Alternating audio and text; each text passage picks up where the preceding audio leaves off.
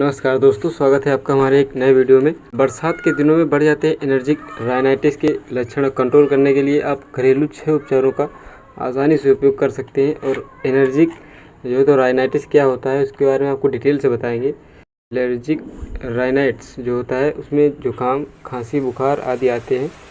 तो इसका उपचार किस प्रकार से घर में हम कर सकते हैं। तो बारिश के मौसम में वातावरण में एलर्जेन की संख्या बढ़ जाती है। ऐसे में एलर्जिक राइनाइटिस वाले लोगों को जो तो लक्षण महसूस होते हैं ही इन उपचारों की मदद लेनी चाहिए। किन किन उपचारों की मदद लेनी चाहिए आइए आज बताते हैं। बारिश के मौसम में नमी और एलर्जेन वातावरण में फैले हुए होते हैं। साथ ही घर में डस्ट और एलर्जेन छिपे रहते हैं जो कि एलर्जिक राइनाइटिस के लक्षण जैसे कि छींक, खांसी, आँख और नाक से पानी और बुखार को ट्रिगर करते हैं। ऐसे में कई बार तुरंत दवाओं का सेवन करने से अच्छा है कि आप कुछ घरेलू नुस्खों की मदद लें। दरअसल कुछ ऐसी चीज़ें जिनमें एंटीबैक्टीरियल, एंटीफंगल और एंटीवायरल तत्व होते हैं वो एलर्जिक राइनाइटिस की समस्या को कम करने में मदद करते हैं। जैसे कि शहद जो होता है वो आपकी एलर्जिक राइनाइटिस को कम करने में मदद करता है। शहद जो है तो शहद में एंटीबैक्टीरियल, एंटीवायरस और कुछ ऐसे एंटीऑक्सीडेंट होते हैं जो कि एलर्जिक राइनाइटिस के लक्षणों को कम कर सकते हैं। ऐसे में आपको एलर्जिक राइनाइटिस के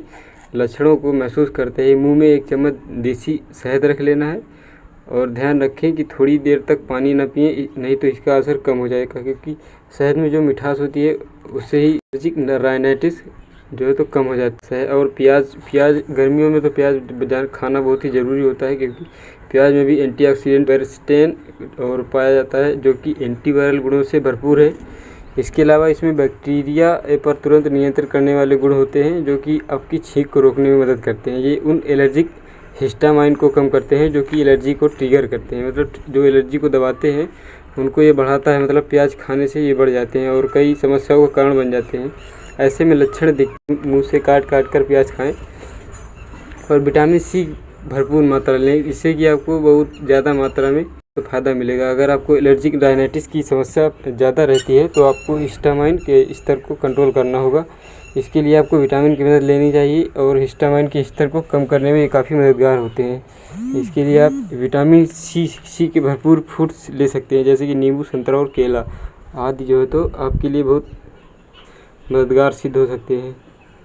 और जानते हैं पुदीना का तेल जो होता है वो आपकी पिपरमिंट ऑयल में एंटी इन्फ्लेमेटरी प्रभाव होता है जो ब्रोंकियल अस्थमा और एलर्जिक राइनाइटिस के लक्षणों को कम कर सकता है।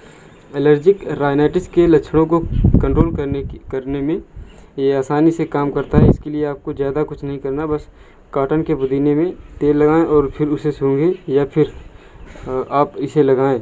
ये कुछ ही देर में लक्षण नियंत्रित करने में मददगार होता है। और नीलगिरी का तेल भी लगाएं। नीलगिरी का तेल एंटी एलर्जिक और एंटीबैक्टीरियल्स जो तो गुणों से भरपूर होता है जो कि एलर्जिक राइनाइटिस के लक्षणों को कम करने में मददगार होता है। इसे छींक आने पर तुरंत लगाएं या फिर पानी में डालकर इसे भांप लें। नीलगिरी का तेल जो होता है आप सिर में भी लगा सकते हैं जो कि सिर दर्द और आंखों की पानी आने की समस्या को भी कंट्रोल करता है। और ब्रोमलेन से भरपूर फलों को खाएं। ब्रोमलेन पपीते और अनानास में पाए जाते हैं। इनमें एंजाइम जो होते हैं वो आपकी शरीर में बहुत ही लाभकारी जो है तो होते हैं। ये ब्रोमेलैन जो सूजन को कमी करते हैं और सांस लेने में भी आपकी बहुत मदद करते हैं। इसके अलावा ये एलर्जेन को कंट्रोल करने में भी आपकी मदद करते हैं। तो दोस्तों, वीडियो पसंद आए तो लाइक, शेयर, सब्सक्राइब करके हमारा चैनल सब्सक्राइब करके मोटिवेशन बढ़ाते रहें और इसी प्रकार की वीडियो पाने के लिए बेल आइकन प्रेस कर लें। तो कमेंट करके ज़रूर बताएं कि आपको कौन सी बीमारी से ग्रसित हैं और हम उसका उपचार आपको जल्द से जल्द दे सकें। तो मिलते हैं अगले वीडियो में, तब तक के लिए धन्यवाद।